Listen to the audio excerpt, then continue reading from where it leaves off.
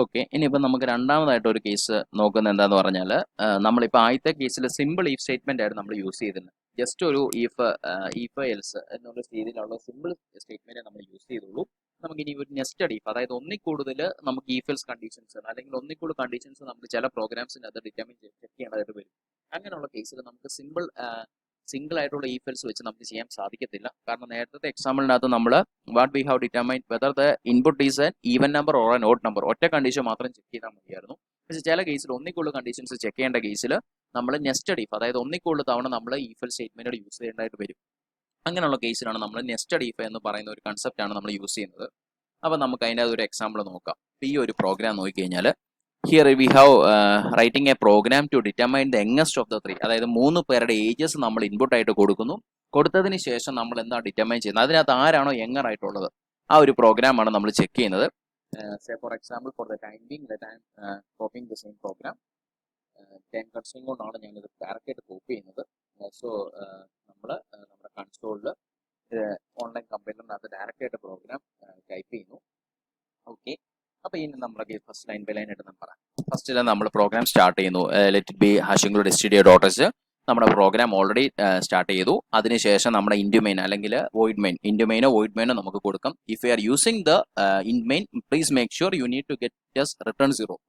Void main കൊടുക്കുവാണെങ്കിൽ നമുക്ക് return 0 എന്നൊരു ആവശ്യമില്ല, കാരണം ഒരു ഇൻറ്റിജർ വാല്യൂ അല്ല നമുക്ക് റിട്ടേൺ ചെയ്യുന്നത്. വോയിഡ് എന്ന് പറയുമ്പോൾ ഒരു ഡാറ്റ ടൈപ്പ് ഒന്നും നമ്മൾ ഡിഫൈൻ ചെയ്യുന്നില്ല. It can be N even integer or floating or what or be the data type, no problem. അതുകൊണ്ടാണ് നമ്മൾ വോയിഡ് മെയിൻ ആയിട്ട് കൊടുക്കുന്നത്. അതിനുശേഷം നമ്മൾ 3 പ്രോഗ്രാംസിനെ ഇൻപുട്ട് ചെയ്യണം. 3 പേരുടെ ഏജസ് എനിക്ക് വേണം. സേ ഫോർ എക്സാമ്പിൾ ഞാൻ 3 പേരുടെ ഏജസ് ABC എന്ന് പറയുന്നതിന് പകരം ഒരു ഇൻട്രാക്റ്റീവ് എന്നുള്ള രീതിയിൽ ഞാൻ 3 പേരുടെ ഏജസ് നെയിം സ്പെസിഫൈ ചെയ്യണം. റാം, ശ്യാം ആൻഡ് അജയ് ഞാൻ ഇൻറ്റിജർ ആയിട്ട് കൊടുത്തു. അതിനുശേഷം യൂസറിൽ നിന്ന് ഞാൻ അവരുടെ ഏജസ് എനിക്ക് ഗെറ്റ് ചെയ്യണം. അപ്പോൾ ഞാൻ എന്താണ് ചെയ്തത്, 3 ഏജസ് ഞാൻ റാം, ശ്യാം ആൻഡ് അജയ് എന്നുള്ള രീതിയിൽ നമ്മൾ 3 ഒരു പ്രിന്റ് ഓഫ് മെസ്സേജ് ഡിസ്പ്ലേ ചെയ്ത് കാണിക്കണം. കാരണം ആ യൂസറിന് ആ ഒരു ഏജ് ഇൻപുട്ട് ചെയ്യണം വേണ്ടിയാണ് നമ്മൾ ഇങ്ങനെ ഒരു സ്റ്റേറ്റ്മെന്റ് കൊടുക്കുന്നത്. ഇവിടെ നമ്മൾ സ്ലാഷൻ കൊടുത്തിട്ടുണ്ട്. കാരണം എന്താ, ഒരു ലൈൻ ബ്രേക്കർ ആണ് സ്ലാഷൻ എന്ന് പറയുന്നത്. ഒരു സ്പേസ് ഇട്ട് കിട്ടാൻ വേണ്ടിയാണ് നമ്മൾ സ്ലാഷൻ യൂസ് ചെയ്യുന്നത്. അതിനുശേഷം യൂസറിൽ നിന്ന് നമ്മൾ സ്കാൻ ഓഫ് ചെയ്ത് 3 പേരുടെ ages, let the ages of Ram, Shyam and Ajay is being getting out. ഇവിടെ നമ്മൾ ഇൻറ്റിജർ യൂസ് ചെയ്തുകൊണ്ടാണ് %d നമ്മൾ കൊടുത്തിരിക്കുന്നത്.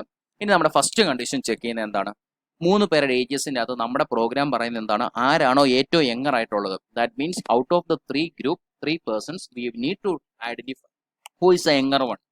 അപ്പോൾ നമ്മൾ ഫസ്റ്റിലുള്ള റാം ആൻഡ് ശ്യാം എന്നുള്ള കേസ് നമ്മൾ എടുക്കുവാണ്. ഇപ്പോൾ ഫസ്റ്റ് ഏജിൽ റാമിൻ്റെ കേസ് നമ്മൾ ഫുള്ള് ചെക്ക് ചെയ്യാണ്. റാം ശ്യാമിനേക്കാളും ഏജ് കുറവാണോ എന്ന് നമ്മൾ ചെക്ക് ചെയ്യുന്നു. എന്നിട്ട് നമുക്ക് ഒരു കണ്ടീഷനോട് വേണം, 3 പേരുണ്ട്. അപ്പം ഈ Ram is less than, age of Ram is less than Shyam ആണെങ്കിൽ റാം ആയിരിക്കും യങ്ങർ ആയിട്ടുള്ളത്. പക്ഷേ റാമും അജയ് എന്ന് പറയുന്ന മൂന്നാമതൊരു കാൻഡിഡേറ്റൂടെ ഉണ്ട്, പുള്ളിയുടെ കേസൂടെ നമുക്ക് ചെക്ക് ചെയ്യണം. അപ്പോൾ നമ്മൾ റാമിൻ്റെ ഏജ് ആദ്യമേ ചെക്ക് ചെയ്യണം.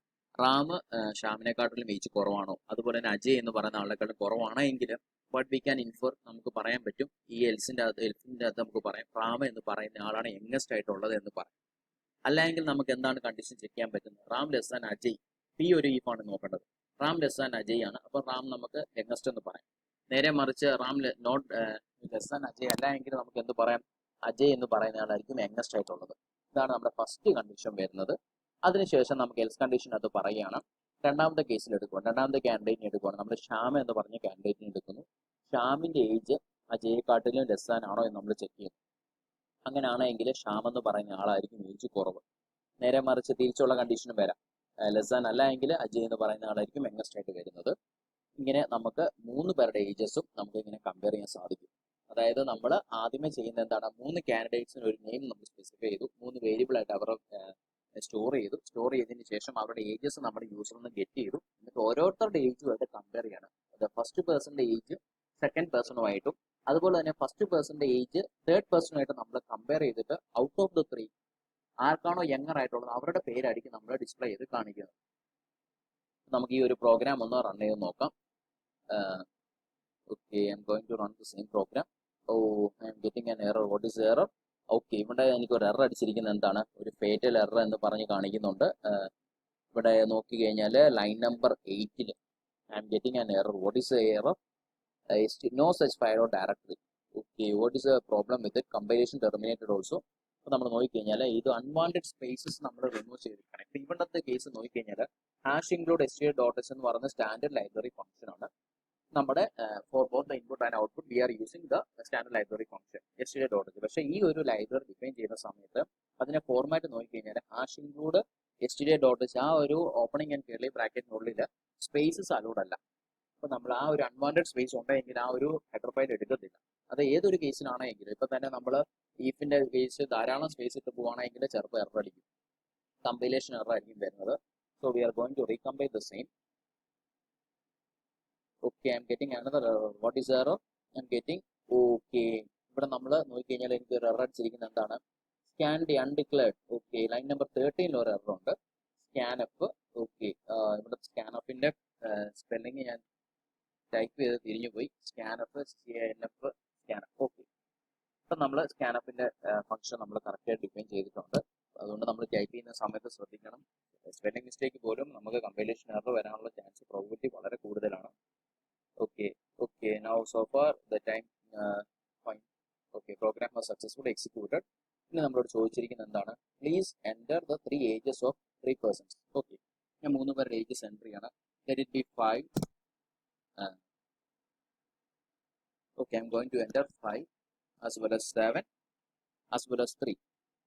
ഞാനിപ്പോൾ 3 ഏജസ് കൊടുക്കണം. രാം, ശ്യാം ആൻഡ് അജയുടെ 3 ഏജസ് 5, 7 and 3 എന്നുള്ള രീതിയിൽ കൊടുത്തു. അപ്പം വാട്ട് വി ക്യാൻ ഇൻഫർ, ഇവിടെ നിന്ന് നമ്മൾ ലീസ്റ്റ് ആയിട്ടുള്ള ഏജ് കൊടുത്തിരിക്കുന്ന അജയ്ക്കാണ്. നമുക്ക് എക്സ്പെക്റ്റഡ് ഔട്ട്പുട്ട് എന്ന് പറയുന്നത് അജയ് യങ്ങസ്റ്റ് എന്നുള്ള രീതിയിലാണ് നമുക്ക് കിട്ടേണ്ടത്. Check it. നമ്മൾ എൻ്റർ ക്ലിക്ക് ചെയ്യുന്നു. Okay fine, Ajay is youngest എന്നുള്ള രീതിയിൽ ഔട്ട്പുട്ട് കിട്ടിയിട്ടുണ്ട്. ഇനി ഇപ്പം നമുക്ക് സെയിം തന്നെ ഒരു വേറൊരു എക്സാമ്പിളോടെ നമുക്ക് നോക്കാം. I M giving the ages of 10, 20 as well as 30. 36 കൊടുക്കുന്നു. 3 കണ്ടീഷനോട് ചെക്ക് ചെയ്യാൻ വേണ്ടിയാണ് നമ്മൾ ഫസ്റ്റ് പേഴ്സൺ ഏജ് കുറവായിട്ട് കൊടുക്കുന്നു. So I M going to enter the same. What I M going to get? Okay, Ajay is youngest. First കണ്ടീഷനും check ചെയ്തിട്ടുണ്ട്. Ram, Shyam and Ajay. Sorry, I have entered something error, right? ഒരു error വന്നിട്ടുണ്ടല്ലോ. നമ്മൾ condition check ചെയ്യണം. Let be 5, 12 as well as 18.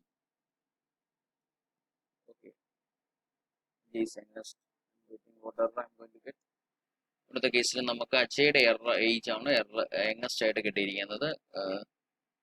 Ram, Shyam and Ajay. Ram, Shyam and Ajay. What is a problem with the statement? Ram less than Shyam ആണ്.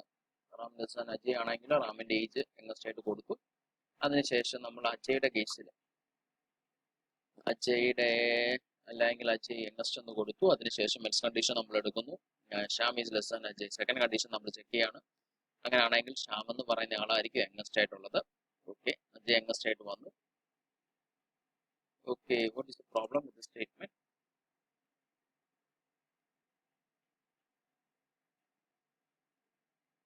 So far we have written something else. Ram less than Sham, Ajay. Ram is less than Ajay. Let me copy the same program. The not the program. Let me reset the same.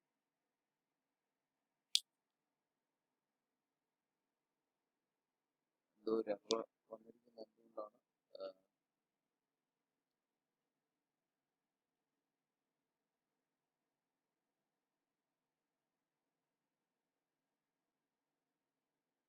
Okay, 25, 20 as well as 50. Okay, now I am getting the same answer. Okay, let me cross check the same.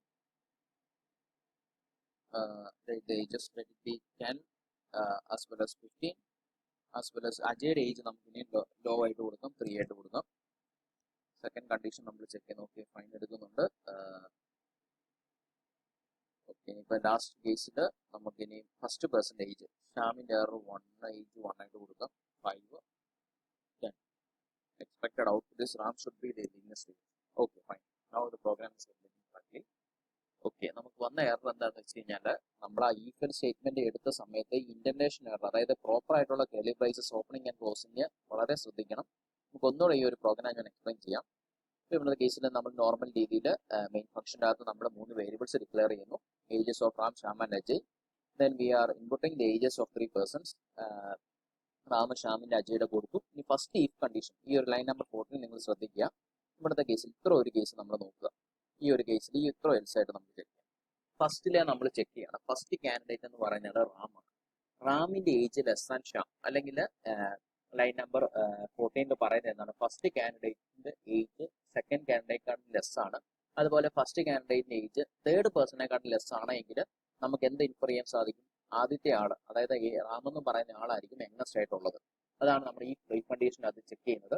അപ്പൊ റാമിന്റെ age നമ്മൾ ആദ്യം check ചെയ്യുന്നു. അതിനുശേഷം റാമിന്റെ അജയുടെ age കൂടെ third person age കൂടെ check ചെയ്തിട്ട് ഇതിനകത്ത് രണ്ട് കണ്ടീഷന് സാറ്റിസ്ഫൈ ആണെങ്കിൽ റാമിന്റെ ഏജ് ആയിരിക്കും യങ്ങസ്റ്റ് ആയിട്ടുള്ളത്.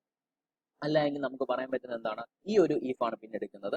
ഇവിടുത്തെ കേസിൽ നമ്മൾ നോക്കുമ്പോൾ ഇവിടുത്തെ case Ram less an Ajay ആണ്. അപ്പൊ നമ്മൾ അജയ് യങ്ങസ്റ്റ് എന്നുള്ള രീതിയിൽ നമ്മൾ ചെക്ക് ചെയ്തു. അപ്പോഴും നമുക്ക് ഇവിടെ ഷ്യാമിന്റെ ഒരു കേസ് എക്സിസ്റ്റിംഗ് ആയിട്ട് നിൽക്കുകയാണ്. അപ്പൊ നമ്മൾ അടുത്ത എൽസിന്റെ അകത്ത് ഷ്യാമിനെ വെച്ച് നമ്മൾ സ്റ്റാർട്ട് ചെയ്യുന്നു. ഷ്യാമിന്റെ ഏജ് നമ്മൾ അജയുമായിട്ട് കമ്പയർ ചെയ്യുന്നു. അപ്പൊ നമുക്ക് കണ്ടീഷൻ പറയാൻ സാധിക്കുന്നത് എന്താണ്, ഷ്യാമിന്റെ ഏജ് യങ്ങറാണ് എന്നുള്ള രീതിയിൽ നമ്മൾ ഇവിടെ ഈ ഒരു കണ്ടീഷൻ ചെക്ക് ചെയ്തു. അല്ല എങ്കിൽ നമ്മൾ എന്താണ് എൽസ് ഇട്ടിട്ട് അജയ് ആയിരിക്കും യങ്ങസ്റ്റ് എന്നുള്ള രീതി വന്നു. അത് നമ്മൾ കുറച്ചും വേറെ വരാനുള്ള ചാൻസ് എന്താന്ന് പറഞ്ഞാൽ നമ്മൾ ഇത് കൗണ്ട് ചെയ്തോണം. നിങ്ങൾ എപ്പോഴും ഈ ഒരു സ്റ്റേറ്റ്മെന്റ് ഈ നെസ്റ്റഡ് ഈഫ് ചെയ്യുന്ന സമയത്ത് പ്രത്യേകം ശ്രദ്ധിക്കേണ്ട കാര്യം ഈ ഒരു കെളി ബ്രേസസിന്റെ കാര്യമാണ്. എത്ര ഓപ്പണിംഗ് ഉണ്ടോ അത്രത്തോളം നമ്മൾ ക്ലോസ് ചെയ്തിരിക്കണം. അപ്പൊ ഈ ഒരു ഈ കണ്ടീഷനകത്ത് ഈ ഒരു കെളി ബ്രേസസ് ഇവിടെ കറക്റ്റ് ആയിട്ട് ക്ലോസ് ചെയ്തില്ല എങ്കിൽ you will be getting an error. അതുകൊണ്ട് നമ്മൾ ഇന്റന്റേഷൻ എറർ കറക്റ്റ് ആയിട്ട് ഒരു ലൈൻ ബൈ ലൈൻ ആയിട്ട് തന്നെ നമ്മൾ കമ്പയർ ചെയ്യാൻ ശ്രമിക്കുക പ്രോഗ്രാം എഴുതുന്ന സമയത്ത്. ഓക്കെ, ഈ ഒരു പ്രോഗ്രാം കൂടെ നിങ്ങൾ ചെക്ക് ചെയ്യാം. Okay, thank you.